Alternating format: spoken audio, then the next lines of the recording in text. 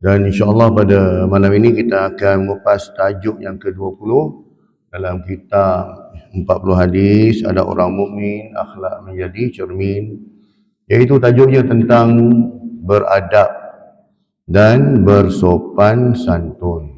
Beradab dan bersopan santun.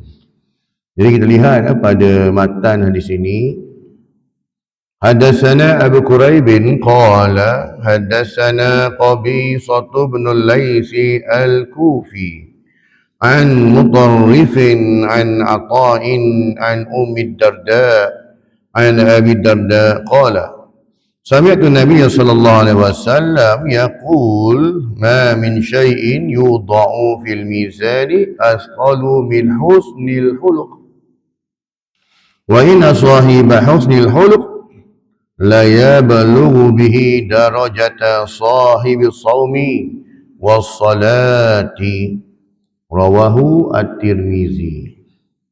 Maksudnya telah menceritakan kepada kami, Abu Quraib telah menceritakan kepada kami Qabisah bin Al-Lais Al-Kufi daripada Al-Mutarrif, daripada Atha, daripada Ummu Darda, daripada Abu Darda radhiyallahu anhu.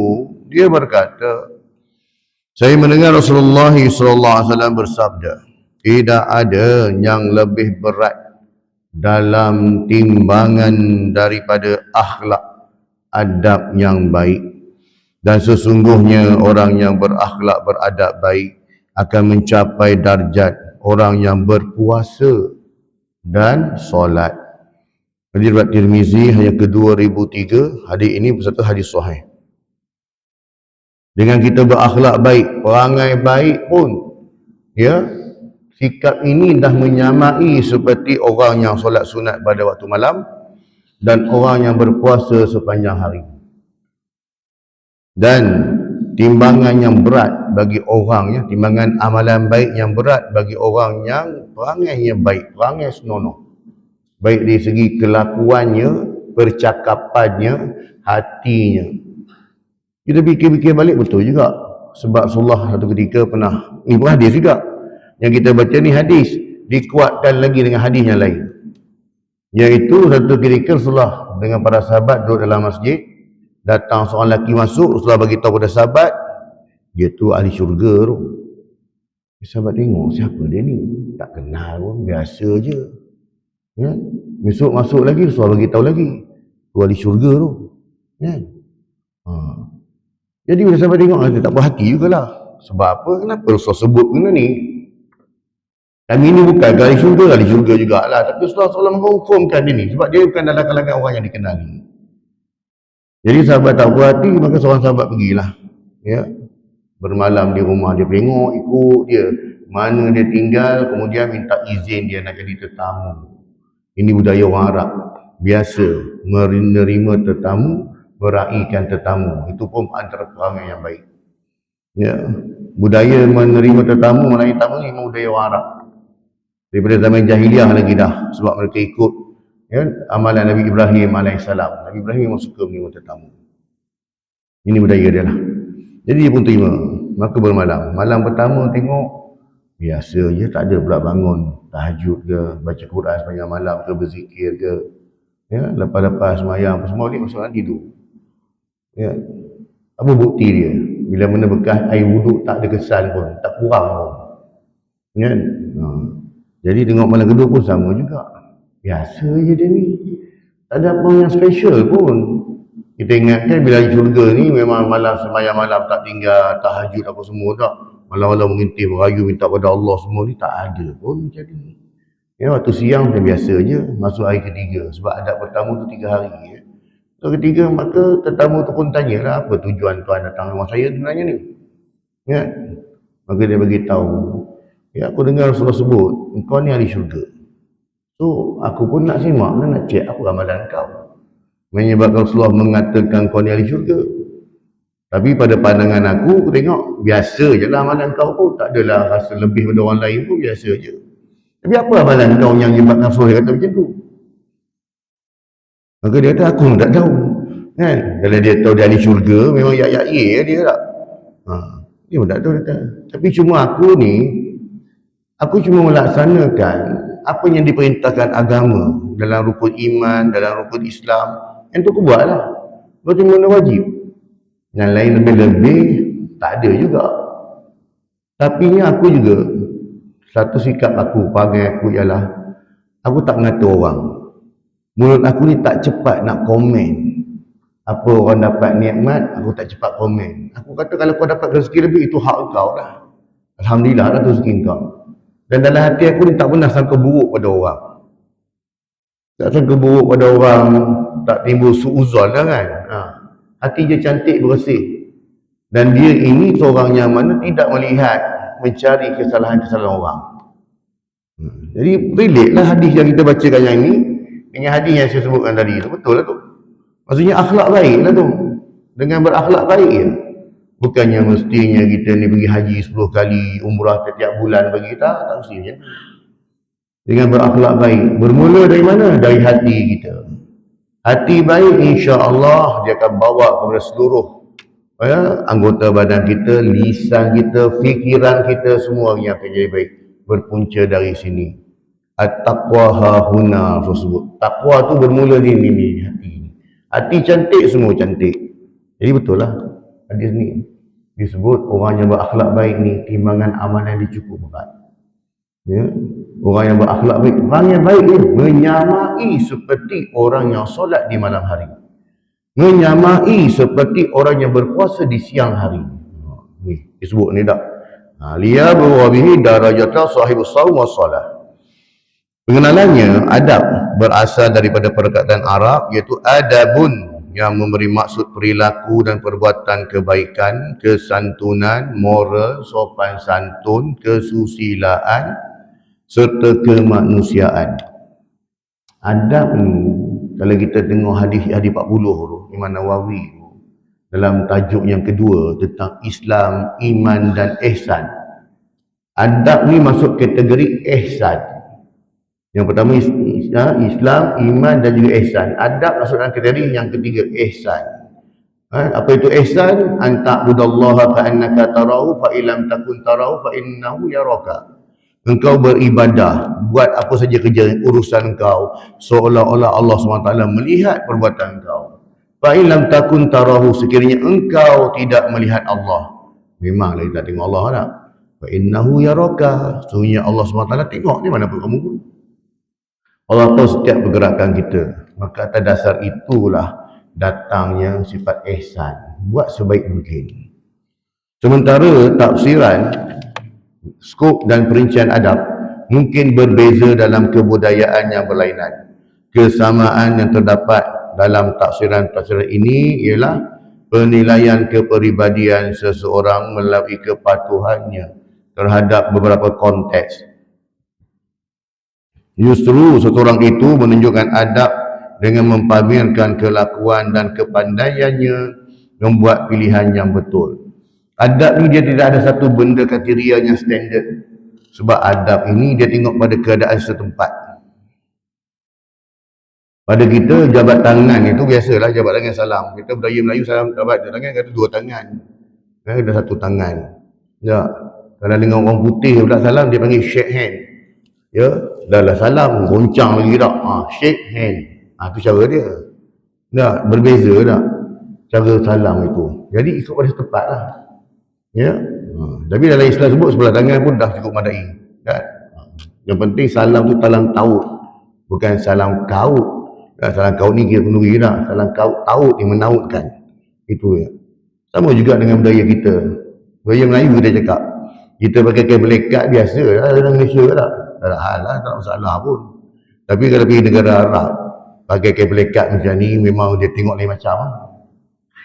Ya, aib bagi dia perkara yang memalukan. Ya, jadi pada dia lah, pada kita tak ada hal. Kita pergi Mekah memang tak ada masalah, sebab di Mekah memang dah campur satu dunia tak. Ini cerita kita pergi negara Arab ni. Kan? Baik di Jordan sendiri ke mana-mana negara Arab kita pergi, pakai kain pelekat, pakai baju Melayu pergi masjid, nampak pelik lah. Ya? Itu budaya. Jadi kita tak boleh letak satu kriteria yang mengatakan mesti macam ni, mesti tidak. Tengok pada budaya setempat, itu adab dia. Ya? Adab dia. Beradab sama seperti sopan santun, yang mana dari segi bahasa ialah baik budi bahasanya serta dengan hormatnya, adat istiadat yang baik. Tak ada masalah tuan. Adat yang baik ni kita ikut. Budaya yang baik, budaya orang Melayu khususnya tak ada masalah. Ya, yang penting tidak bertentangan dengan syariat, okey dah tu. Buat je, sebab itu ada setempat. Saya sebut tadi tak, budaya orang Arab memang mereka ni suka menerima tetamu, melayan tetamu yang baik. Hatta pun ada musuh dia sendiri pun, dalam Islam pun ada tentang adab bertamu kan, tak ada masalah lah. Walaupun orang Arab jahiliah memang dah amal lama dah benda tu, tapi benda yang baik tak lah, boleh. Ada istiadat yang baik dan bersopan santun, berkelakuan atau berlaku sopan santun. Manakala dari segi istilah pula ialah cara seseorang berkelakuan dalam situasi tertentu di mana tingkah laku, tutur kata, budi bahasa dan budi pekertinya halus dan bertamadun.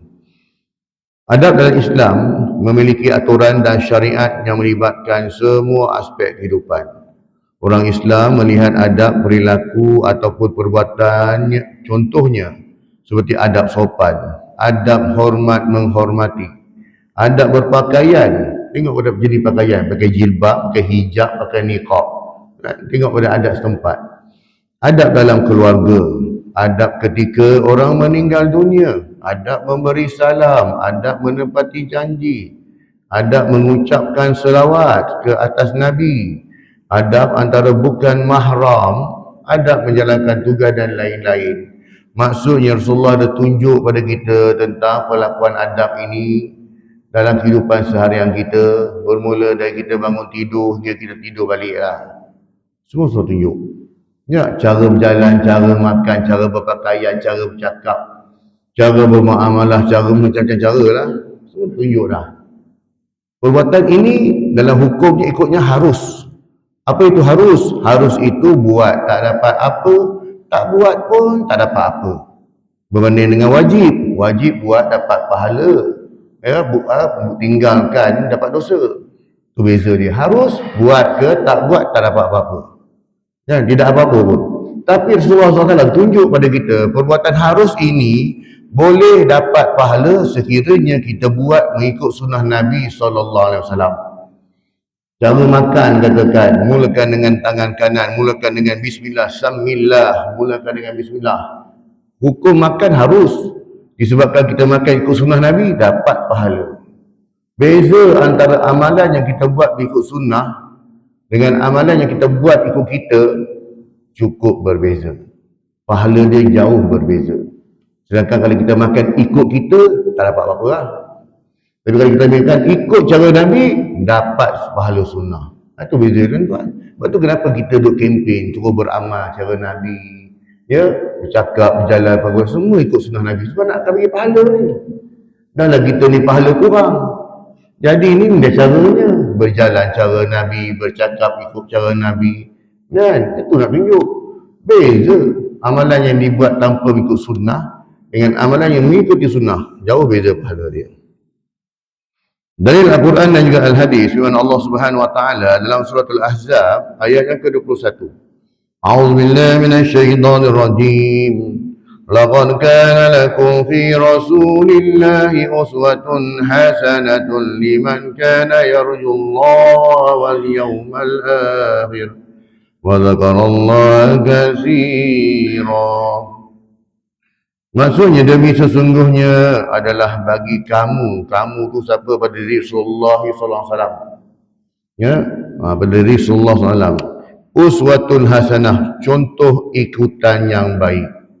Sebab tu kenapa kita nak ikut Nabi, tidur cara Nabi, makan cara, sebab apa? Sebab contoh ikutan yang baik.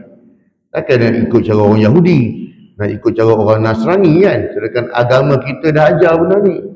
Cara makan Yahudi, cara makan Nasrani, cara bermuamalah ikut Nasrani, apa benda dalam Islam dah ada, ya. Cuma saya sebut tadi mengikut keadaan yang berbeza.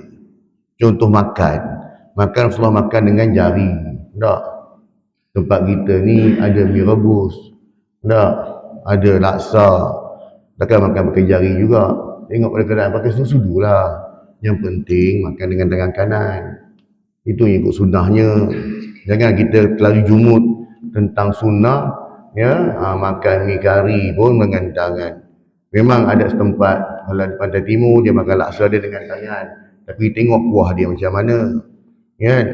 Mi kari dia kuah dia lebih lah, memang bertakung, takkan ambil dengan tangan juga. Tengok pada dia setempat. Yang penting cara makan tu lah, mulakan dengan tangan kanan, mulakan dengan bismillah, sunnah lah tu, ya. Dan tengok jenis makanan yang kita makan. Rasulullah makanannya yang kering-kering, roti tak. Kalau roti pun dia celup dengan sup, dengan kuah dia lah. Ada dia punya jenis makanan dia kan. Jadi ikut pada ways tempat lah. Yang penting buat ikut cara Nabi makan. Mulakan dengan tangan kanan, mulakan dengan bismillah, makan perlahan-lahan tak. Jadinya uswatun hasanah, iaitu bagi orang yang sentiasa mengharapkan keredaan Allah dan balasan baik hari akhirat, serta dia pula menyebut, ya, dan mengingati Allah banyak-banyak. Wa zakarallaha katsira, dia sebut zikir pada Allah, dia banyak ingat Allah SWT. Sebut lain, ingat lain, tapi dua-dua sebut zikir, ya. Sebut dua-dua perkataan ini zikir juga. Ingat pun zikir, sebut pun zikir. Jadi macam mana ni? Zikir yang disebutkan subhanallah, alhamdulillah, la ilaha illallah, Allahu akbar. Dan juga mana-mana zikirnya masnun yang disebutkan oleh Rasulullah SAW, tak salah. Sebab zikir yang Rasulullah ajar, confirm dah pahala dia, ya, confirm dah, tak salah, tak payah lagi nak duduk dalik lagi dah. Yang keduanya, zikir dalam bentuk ingatan. Setiap pergerakan kita, apa kita nak buat, kita ingat pada Allah Ta'ala. Nak buat benda haram, alamak, ini sekarang dosa benda ni, Allah Ta'ala tengok. Sama seperti kita didik anak-anak kita masa dia kecil-kecil tu. Jangan cakap bohong, Tuhan marah. Nanti kena potong lidah. Jangan mencuri tau. Nanti kena potong tangan, Tuhan marah, masuk neraka. Sama. Kalau anak-anak kita kecil pun kita ada didik macam ni, sama lah kita besar, terpakai juga hukum ni. Sama je konsep dia tu. Tak ada pula hukum terkena pada budak-budak ni je. Jangan mencuri, jangan cakap bohong, jangan buat tak kali Tuhan marah. Sama je kita buat hari pun. Kalau benda tak betul, tetap Tuhan marah juga. Tak ada beza pun. Ya, cumanya bila mana kita ingat pada Allah, kita takkan buat perkara maksiat, kita takkan buat benda-benda haram. Tak? Dan juga, ya, daripada Ali bin Abi Thalib radhiyallahu anhu, Nabi SAW berdoa tentang adab dan sopan santun. Kalau kita dapat hafal doa ni pun okey, jadi ni. Allahumma hdini li ahsanil akhlaq, la yahdi li ahsaniha illa anta, wasrif anni sayyi'aha, wa la yasrifu anni sayyi'a illa anta. Maksudnya, ya Allah, tunjukilah padaku akhlak yang baik. Tidak ada yang dapat menunjukinya kecuali Engkau, dan palingkanlah kejelekan akhlak dariku. Tidak ada yang memalingkannya kecuali Engkau. Hadis riwayat Muslim, hadis yang ke-771. Ya, Allah ajar kita doa ni. Ya, dapat ampal dalam petik ni. Allahumma hdini li ahsanil akhlak. Ya Allah, tunjukilah aku akhlak yang baik. Tunjuk akhlak yang baik. Macam mana Allah nak tunjuk ni? Dengan kita melihat perbuatan amalan orang-orang soleh, orang yang baik-baik, kan? Memanglah Allah Ta'ala tak tunjuk kita macam ni je ke tak? Allah Ta'ala tak turun dengan malaikat ajar kita dah, ini kita bukan Nabi. Kalau Rasulullah tu malaikat turun ajar. Kita buat macam mana? Tengoklah contoh, banyak contoh orang baik-baik. Contoh orang yang cakap baik-baik, ramai je. Tak mestinya ustaz pun. Ustaz alhamdulillah yang bagi kita ikut tak ada hal. Orang kampung kita pun tengok, baru haji tu kan, istiqamah, datang masjid, kalau bercakap dengan dia, tak pernah dengar lagi dia mengumpat orang, tak pernah dengar lagi dia cerita buruk orang. Kalau orang cerita buruk orang pada dia, dia sentiasa sangka baik. Aku kena geram dia tak, kan, sentiasa sangka baik dia ni. Kalau orang cerita pada buruk ni tak apalah. Kalau dia buat jahat, kan, itu dia dengan Allah lah. Kita yang hidup ni doa-doa yang baik-baik je lah. Geram dia dengar tak, kan? Maksudnya orang macam ni boleh ikut contoh ni. Apa saja perkataan yang keluar dari lidah dia ni, semua benda yang baik-baik, akhlak yang baik-baik, kan? Perkara yang ini boleh contoh. Jadi ni dah minta pada Allah, minta Allah tunjukkan kita supaya kita dapat ikut mana contoh orang yang baik-baik. Tidak ada yang dapat menunjukinya kecuali Engkau. La yahdi li ahsaniha illa anta, Wasrif anni sayyaha, dan palingkanlah kejelekan akhlak dariku. Jangan kita minta Allah Ta'ala, ya kadang-kadang kita nampak orang yang berakhlak buruk. Ya Allah, jangan bagi aku ikut panggil yang buruk ni, ya Allah. Jangan bagi, ya. Tidak ada yang memalingkannya kecuali Engkau. Dan tidak ada yang, itu kita minta kepada Allah, jangan tunjuk pada kita, jangan kita ikut perbuatan yang buruk ni. Ya, perbuatan buruk yang mengundang dosa, minta jauh, jangan. Nah, ni doa tuan-tuan tak? Hadis riwayat Muslim. Hadis yang ke-771. Keterangannya, Islam amat menekankan pendidikan adab dalam kalangan umat manusia. Kerana dengan adab, seseorang mukmin akan menjadi manusia yang mempunyai ketinggian akhlak dan kepribadian diri. Kenapa umat-umat terdahulu dihapuskan, ditimpakan bala ke atas mereka? Sebab mereka tidak punya adab dan akhlak. Mereka tidak mengikut apa yang dibawa ajaran oleh para nabi sebelumnya. Dah tak tunjuk. Baik kaum Nabi Yunus alaihissalam, kan? Kaum Nabi Isa alaihissalam, Nabi Musa alaihissalam, kaum Ad, kan? Kaum Nabi Hud, macam-macam semua ni. Tak ada. Dah tak tinggal dah habis. Kecuali orang Yahudi je lah. Keturunan dia. Kan? Sebab apa? Supaya Allah tunjuk pada kita, ini contoh yang tak baik ni lah, dia doa tadi ni. Kan? Tengok orang yang tak baik, jangan ikut. Ya, jangan ikut di contoh ni. Sebab tu Allah Ta'ala tinggalkan orang Yahudi ni. Kalau Allah Ta'ala perintahkan jangan ikut iblis, jangan ikut syaitan dah. Innahu aduwwum mubin. Sesungguhnya syaitan itu musuh kamu yang nyata. Tapi tak nampak. Jadi macam mana tak? Jadi orang Yahudi ni nampak terang-terang depan mata, jangan ikut dia. Ya, tapi itulah Rasulullah sebut umat aku akhir zaman ini. Kita dah baca dah dalam kitab kiamat. Ya, hadis-hadis kiamat ni, iaitu umat aku akhir zaman. Mereka akan mengikuti jejak langkah Yahudi dan Nasrani walaupun masuk ke dalam lubang biawak sekalipun. Kan? Ikut fashion yang tak apa-apa, tapi sebab fashion, konten ikut. Ini dalam TikTok ni tuan-tuan, duk trending tak, walaupun benda tu menjatuhkan maruah diri tak, yang pakai tudung tergedik-gedik depan tu lah, nak buat konten macam-macam. Dalam tu juga ceritakan dedahkan maruah diri apa semua ni, habis buat demi konten, kan? Sebab tu kalau kita orang yang beragama ni, yang belajar agama ni, buat konten juga. Sebab kita tahu memanglah TikTok tu bukan semua tempat baik, tapi kena ada orang yang baik, supaya ada FYP yang lalu depan dia, orang nampak benda yang baik-baik. Takkan nak biar dia macam tu je, kan? Jadi masukkan benda yang baik-baik lah, ya. Kalau macam masjid ada TikTok, buat kuliah-kuliah pendek apa semua, tak masuk dalam TikTok. Tak ada hal. Bagaimana nak lawan dengan buat-buat ni, yang jahil-jahil ni? Itu boleh cerita jalan sesat lagi tu, kan? Dia open. Jadi kena ada, ya. Kita kadang-kadang sebab kita tak tahu ni, kan, tak ada ilmu, kita pun nampak benda tak ada apa-apa dah, berbahaya tu. Jadi kena ada orang yang lawan dia lah, ya. Kena masukkan banyak konten yang baik-baik untuk mengimbangi supaya masyarakat ini tak terhanyut dengan konten yang buruk-buruk, ya, terutama jalan sesat. Banyak dalam tu. Para ilmuwan Islam terdahulu amat menekankan tentang pengajian adab sebelum mereka mempelajari ilmu. Pentingnya adab, dipelajari adab sebelum belajar ilmu. Sebab adab itu ialah bekas yang kita sediakan. Ya, ni sebut dia macam cawan. Nak tuangkan air dalam ni, air kopi ke air teh, pastikan cawan ni bersih dulu lah. Putih bersih dah. Kalau dalam ni ada teh cicak, dalam ni ada teh lipas, ada lipas mati dalam ni, agak-agak kita tuang air tak? Boleh, tuang jugalah. Kalau minum jadi apa? Mudarat tak mudarat? Itu cerita dia. Kan? Sebab al-ilmu nur. Ilmu itu adalah cahaya. La yanzilu alal asi. Ilmu ni, keberkatan ilmu ni tak turun pada orang-orang yang melakukan maksiat. Dapat ilmu, tapi keberkatan ilmu. Sama juga rezeki.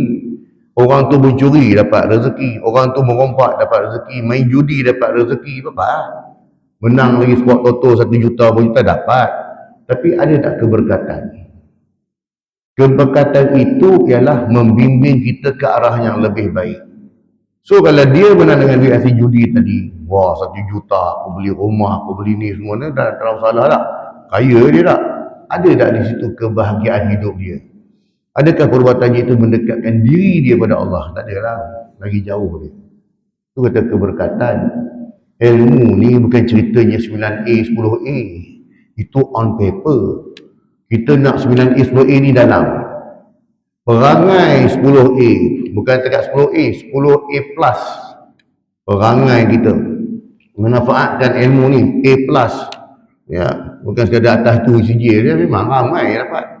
Kan? Tapi dia nak buktikan dalaman. Tunjukkan kau ni bukan sekadar 10A on paper.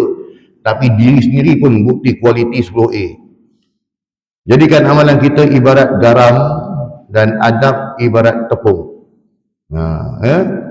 Garam dan tepung, perumpamaan. Yang ni adab yang tadi, adab ibarat tepung tadi tu, dan perbanyakkanlah adab. Sebab adab tu macam tepung, kita nak buat cok-kodok, nak buat jemput-jemput dah. Kita letak garam banyak ke tepung banyak? Kalau letak garam banyak, jadi macam si Aziz lah, masak ayam. Ya, kita 3 dah. Seniman punya lapuk kan. Garam jatuh dalam periuk kari ayam tak? Habis. Tak boleh makan dah. Sebab garam terlebih. Ya. Jadi adab ini ibarat tepung dan amalan kita ibarat garam. Banyakkan tepung. Ya, nak buat cucuk kodok, nak buat jemput-jemput banyakkan tepung. Yakni perbanyakkanlah adab seperti perbandingan banyaknya tepung dan garam dalam satu adunan. Banyak adab dengan sedikit amal soleh lebih baik daripada banyak amal dengan sedikit adab. Banyak amal, sedikit adab. Amalan baik, rajin datang masjid, istiqamah, kuliah kedua-kedua. Mulut jahat. Hukum orang senang sangat.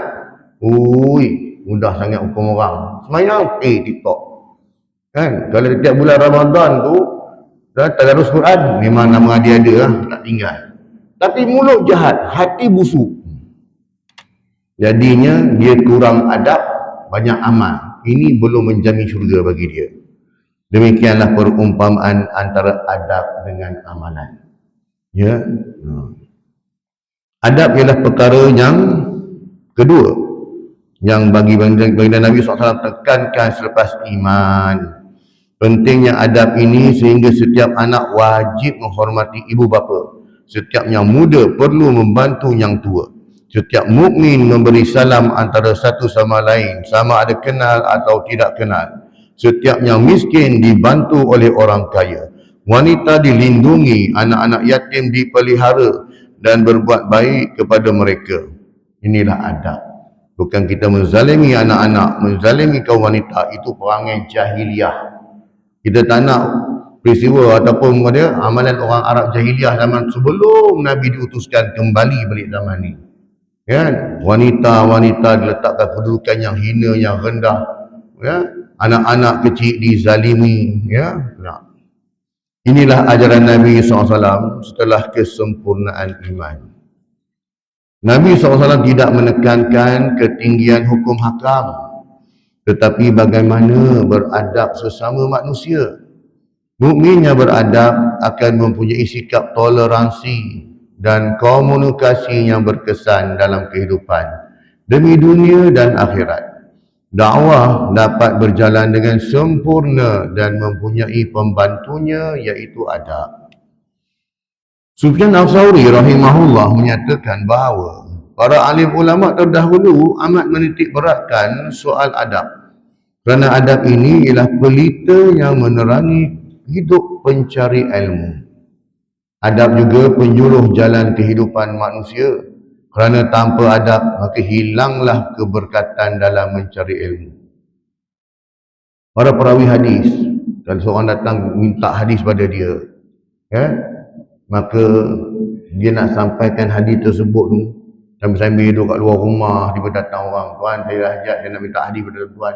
Ada tak duit hadis tu? Kan? Okey, ada kejap. Kau tunggu kejap. Ingat dia nak buat apa? Dia masuk dalam rumah, siap mandi dulu, dah mandi, solat sunat dulu, pakaiannya cantik, berwangi-wangian, dia keluar balik. Okey, nak sampaikan hadis. Dia ingat ni sampaikan hadis tu macam tepi jalan je. Berhenti tepi jalan, yuk bagi hadis satu, okey ambil ni. Tidak. Sahabat begitu menghormati Nabi sehingga nak ucapkan perkataan Nabi pun dalam keadaan begitu hormat pada Nabi SAW. Dan mereka cukup bimbang, takut-takut perkataan tak sama seperti yang tersebut. Dia bimbang tak? Risau dia. Justru katanya bagi seseorang yang malu, yang mahu menulis sesuatu hadis Rasulullah, hendaklah dia menjaga adab dan perbanyakkan beribadah kepada Allah SWT sebelum menulis suatu hadis. Imam Bukhari setiap kali dia menulis satu hadis dia akan solat sunat dulu. Minta petunjuk kepada Allah.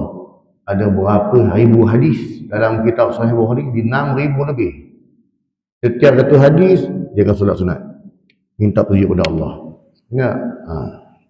Dengan kata lain, para ilmuwan dan alim ulama terdahulu mengambil masa dan mempelajari tentang adab sekurang-kurangnya 20 tahun sebelum mempelajari tentang ilmu. Bila adab orang yang dah baik, bekas dah cantik, senang nak masuk ilmu. Tak ada hal. Kita tak pelik kenapa Imam Syafi'i boleh hafal Quran 7 tahun. Kenapa setiap malam boleh beramal khatam Al-Quran. Kenapa Imam Syafi'i cukup hebat dalam bidang ilmu. Bukan Imam Syafi'i seorang, semua ulama. Ulama Ahlussunnah wal Jamaah. Ya, Imam mazhab 4 kita semua hebat-hebat. Ya, umurnya tak panjang pun, tak sampai 70 tahun pun, tak sampai. Ya, banyak mati muda-muda lah. Imam Nawawi umur 44 tahun. Dah meninggal dunia. Tapi berapa banyak kitab yang dikarang. Keberkatan ilmu. Kebaikan adab menunjukkan ketinggian budi dan akhlak seseorang mukmin. Apabila seorang itu beradab baik, sudah pasti akhlaknya juga turut baik. Adab dan akhlak ni ibarat ya laut dan pantai tak? Sungai dan tebing. Boleh kita rapat. Justru adab bercakap, berbudi dan bermuamalah ya sesama manusia sangat penting dalam kehidupan. Bersifat timah rasa ketika berhubungan sesama manusia merupakan adab yang dituntut dalam agama. Begitu juga dalam percakapan merupakan suatu budaya manusia yang melambangkan hati, sikap dan fikiran. Oleh itu, peliharalah tingkah laku, lidah dan ikutilah adab yang baik semasa bercakap atau berhubung dengan mukmin yang lain. Sungguh pun barangkali mereka itu bukan orang yang dikenali. Kalam ulama Hasan Al-Basri rahimahullah katanya, wahai anak Adam, sesungguhnya siang kamu adalah tetamu dalam kehidupan kamu. Justru berbuat baiklah dengan tetamu. Kerana jika kamu berbuat baik dengannya, ia akan pergi dan sentiasa memujimu. Tetapi jika kamu tidak berbuat baik kepadanya, ia akan pergi dengan mengecam kamu. Oleh itu beradablah dengan waktu dalam hidup ini dan beradablah dengan Allah SWT setingginya, agar dengan adab yang tinggi dalam menyantuni perintahnya, akhirnya menghasilkan natijah yang didambakan, iaitu menghuni syurga Allah SWT buat selama-lamanya. Adab bukan satu mata pelajaran, tetapi ia adalah bagaimana manusia boleh berubah kepada tata cara hidup yang baik, lebih baik. Apa yang dipelajari itu pengetahuan, dan yang lebih penting adab ialah sentiasa ingin dan berusaha melakukan sesuatu perkara dengan tata cara yang betul dan mendapat redha Allah SWT. Contohnya, penekanan kepada adab berta'amul dengan Al-Quran. Bagaimana kita bermuamalah dengan Al-Quran? Seperti sebelum baca Quran berwudu, membaca dengan penuh penghayatan, meletakkan mushaf Al-Quran di tempat tinggi. Tak bawa Quran dengan cara kita, bawa macam bawa surat khabar je, letak Al-Quran. Bawa mushaf Al-Quran atas pusat. Perlu Al-Quran, adab dia tak? Al-Quran itu bukan majalah, bukan URTV, bukan majalah geli hati gila-gila ni, batu api ke tak kan? Ya? Cara adab dia bawa atas pusat kita lah. Perlu Al-Quran tu. Ya? Mengucup Al-Quran dan lain-lain menandakan kesempurnaan iman pada diri seseorang. Dia melakukan adab tersebut tanpa dilihat dan diperhati oleh sesiapa. Dia melakukan kerana diajari dan mengenal nilai isi kandungan Al-Quran yang dibaca dan ditadabbur makna olehnya. Wallahualam tuan-tuan, jadi kita berhenti dekat ni dulu.